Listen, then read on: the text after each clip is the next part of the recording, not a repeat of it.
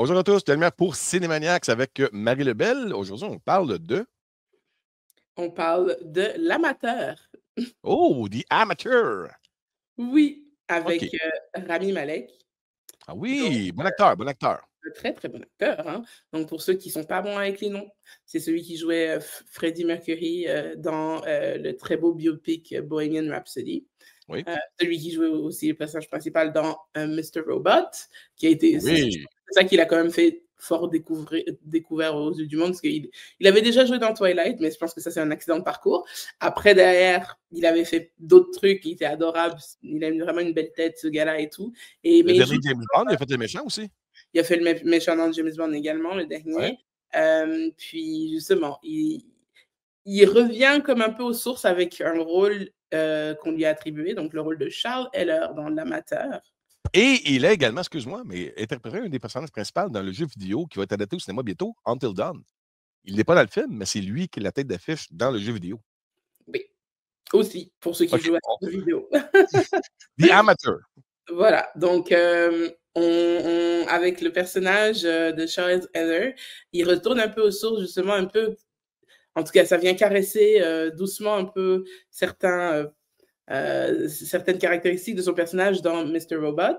Donc, on a ici une personne qui est extrêmement intelligente, qui est employée par une agence d'intelligence d'État américaine et enfin, états-unienne plutôt, et donc qui a créé un programme, enfin plusieurs programmes de surveillance, d'analyse, bon, bah, pour tout ce qui est Homeland Security, le terrorisme, des trucs comme ça. Mhm. Et malheureusement, sa femme se fait tuer lors d'une attaque terroriste à Londres pendant qu'elle était en séminaire, en voyage d'affaires là-bas.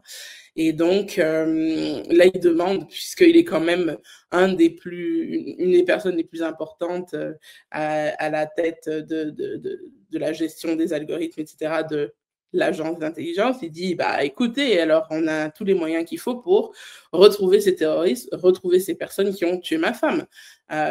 Et en fait, il se rend compte qu'il y a un problème dans l'agence. On a vraisemblablement une ou plusieurs personnes qui, on va dire, travaillent dans l'agence, mais qui font des trucs qui servent vraiment leurs intérêts et qui flirtent avec le terrorisme aussi. Donc, il se Ah retrouve ouais. à être piégé un peu, à être pris. On lui dit, non, t'inquiète pas, enfin voilà, en congé maladie ou enfin voilà, congé décès, puis il vient pas nous faire chier, etc. Et les personnes qui lui disent ça sont des personnes en plus haut placées. Donc, lui, il dit, bah, moi, je veux me venger, je veux aller les trouver, ces gens-là, je veux ça. Et donc, il réussit à se faire entraîner pour aller effectivement enfin, traquer plutôt chaque une des personnes qui avait affaire qui avait de près ou de loin quelque chose à voir avec Il y a l'attaque une quête de terroriste. vengeance, autrement dit. Une quête de Ouais, vengeance pour pouvoir exactement. Il retrouver est les super assassins de sa femme. vengeur, mais ça, le truc, c'est qu'il est quand même, c'est un nerd fini. Oui. C'est ce gars-là, il a jamais tenu une arme de sa vie. Hein, il est vraiment, c'est pas du tout le G.I. Joe prodigue qu'on pense que c'est. Par contre, on va voir qu'il va y arriver il va essayer d'élaborer justement d'autres stratagèmes pour essayer justement pour traquer et aussi éliminer les personnes qui ont fait du mal. Moi, j'ai beaucoup aimé. C'est un Oui. super thriller. Je suis contente de voir que, en tout cas, cette fin de semaine, les salles sont pas mal remplies, en tout cas à Montréal, pour aller voir ce film. C'est très divertissant. J'ai beaucoup aimé justement revoir Rami Malek dans ce personnage qui me rappelle un peu le personnage qu'il avait dans Mr. Robot, là, qui est très calé en informatique, très calé dans les algorithmes, etc. etc. Puis, Le côté conspiration aussi en arrière de ça, puis tout, là. ben c'est ça. Par contre, le côté conspiration, il n'est pas non plus en mode comme par hasard. D'accord, oui. Il est plus, c'est ça. Il y a quelque chose. Il y a quelqu'un qui œuvre dans l'agence pour servir ses propres intérêts et qui fait en sorte que Donc, il y a un républicain qui gère ça, là. C'est une joke, Kat. donc effectivement, c'est assez et on retrouve quand même beaucoup de gens qu'on connaît, dont Laurence Fishburne, qui est quand même un sacré lui aussi. Et ça fait drôle de les voir justement dans l'espionnage et tout ça. Lawrence Fishburne est toujours intéressant pareil à l'écran. Oui, Laurence Fishburne, dès que tu vois son nom, tu sais que ça va bien jouer, tu vois, je veux dire, entre guillemets, il n'a pas sauvé Ant-Man and the Wasp, mais un peu quand même. Et il était, enfin c'est ça, partout où il débarque ce type-là, t'es en joie, t'es contente de le voir, t'es contente de le voir jouer. Et j'ai trouvé que c'était un Puppy Range, aussi ce rôle-là pour lui d'agent formateur de la CIA ou enfin de l'agence d'intelligence de protection de la sécurité du pays.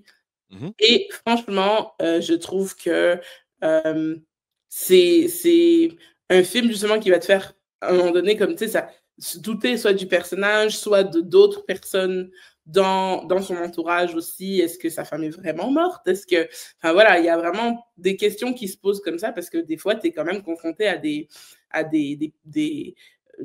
tangentes qui sont complètement, voilà, quoi. Tu te demandes qu'est-ce qui s'est passé et comment ça se fait que sa femme se retrouvait là, à cet endroit-là, à ce moment-là. Et sans vouloir faire de l'inception ou peu importe, on est quand même sur un niveau de détails quand même assez bien. C'est tiré d'un livre, je pense bien. C'est une adaptation.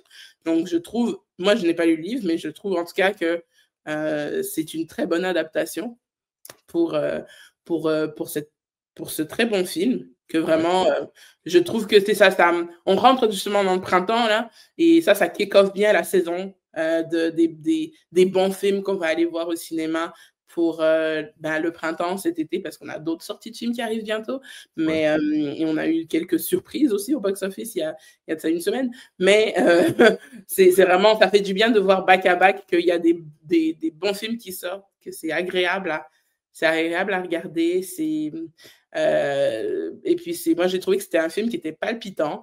Donc vraiment bravo à tout le monde qui a participé, autant les acteurs que les réalisateurs que toute l'équipe technique post-production derrière, etc. Parce que j'ai trouvé que le montage était très bien fait aussi. Est-ce que je me trompe ou est-ce que c'est ce genre de film-là, d'après ce que moi j'ai vu dans la bande-annonce, peut être dans le même genre de référence, un peu comme les films comme The Fugitive ou Enemy of the State avec Will Smith, dans ce genre-là un peu? Légèrement, un petit peu, un peu, ouais. Il y a une petite ressemblance. Par OK, contre, c'est OK. vrai que c'est un film qui est, je dirais, on a beaucoup d'empathie pour le personnage. On a Ouais. beaucoup d'empathie pour le personnage parce qu'effectivement, tu te retrouves dans cette situation-là, avec le pouvoir qu'il a, d'une certaine façon, parce qu'il est quand même à la tête d'un réseau qui a beaucoup de ressources. Tu te dis, est-ce que je ne ferais pas pareil? La réponse pour moi est oui. S'il arrive quelque chose comme ça à quelqu'un que j'aime, c'est que j'ai accès à ces ressources-là. Ouais, de toute façon, tu s'en parles, c'est comme un genre de subdivision de la CIA. C'est une agence d'intelligence qui travaille sur l'information, puis la connaissance, puis les choses. En tout cas, ces choses-là. Là. Il y a plein de choses, justement, il y a plein de Ouais, choses OK. qui ressortent. Et bon, ils ne sont pas rentrés. La seule chose que j'aurais bien aimé, c'est que j'aurais aimé justement qu'ils rentrent plus dans le côté où. Parce qu'il y a aussi des questions de trahison entre alliés, non, entre pays alliés quand on rentre là-dedans, ce qui est assez marrant avec le contexte actuel. Au goût du jour! Au goût du jour, exactement. Par contre, c'est ça, j'aurais aimé qu'ils rentrent peut-être plus en profondeur là-dedans. Comme je dis, j'ai pas lu le livre, donc c'est sûr que quand tu as une adaptation, tu dois quand même rester fidèle le plus possible. Mais j'aurais peut-être, si c'est dans le livre, ils l'ont pas mis, ou si ce n'était pas, j'aurais peut-être fait un pas de côté justement parce que justement, il traque tous ces gens, et tous ces gens, il les traque, mais il les trouve d'une certaine façon dans leur quotidien, dans leur vie. Et tu te dis effectivement, qu'est-ce qui fait que cette personne-là, c'est un terroriste et un tueur sanguinaire, alors qu'il va au rendez-vous chez le vétérinaire pour son petit chat, tu vois. C'est vraiment, c'est vraiment le cold-blooded killer qu'on a tous en tête, voilà, le kamikaze avec sa ceinture d'explosifs, des trucs comme ça. C'est vraiment, on vient quand même trancher, et j'aurais aimé qu'on approfondisse un peu plus ça, parce qu'effectivement, il rentre un peu dans l'intimité de ces victimes et des gens qui traquent. Donc, j'aurais aimé qu'on rentre un peu plus dans le détail par rapport à ça, de voir qu'est-ce qui fait en sorte que ces gens-là sont considérés comme étant terroristes, alors que probablement qu'ils ont fait que suivre des ordres qui venaient d'ailleurs, qui venaient d'ordres qui venaient encore d'ailleurs et des trucs comme ça, et qu'au final, on se retrouve dans cette situation. J'aurais peut-être aimé voilà, un petit truc de plus là-dessus, mais j'étais quand même très satisfaite avec ce que j'ai regardé. Justement, c'est quelque chose qui m'a fait poser énormément de questions. Donc, franchement, moi, je donne à ce film un bon 7 sur 10. Hein? C'est très... parce que malheureusement, il manque quand même quelques petits détails, c'est-à-dire une musique mémorable. La musique est bonne, mais elle n'est pas mémorable, je m'en souviens Ah, déjà. OK. Voilà, j'ai vu ce film cette semaine, il y a quelques jours, et je ne m'en souviens plus.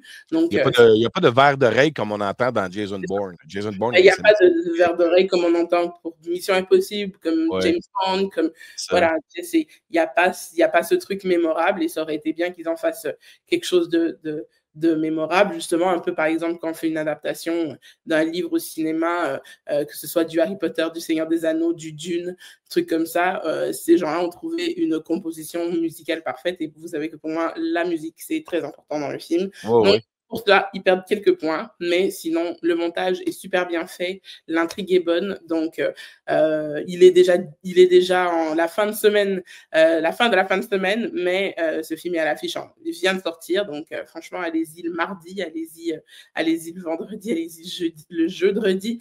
Bref, il y a en plus, on va avoir Pâques ce week-end, donc ça va être un Ah très ouais? long week-end, donc franchement, allez faites manger du chocolat et aller au cinéma. Hein? Voilà, Ou après avoir défait le tempo et avant de faire le jardin. voilà, ou Parce que c'est sinon, ça mon prochain week-end. OK, parfait. The Amateur, au cinéma. Puis Marie nous dit que c'est bon. On va aller voir ça.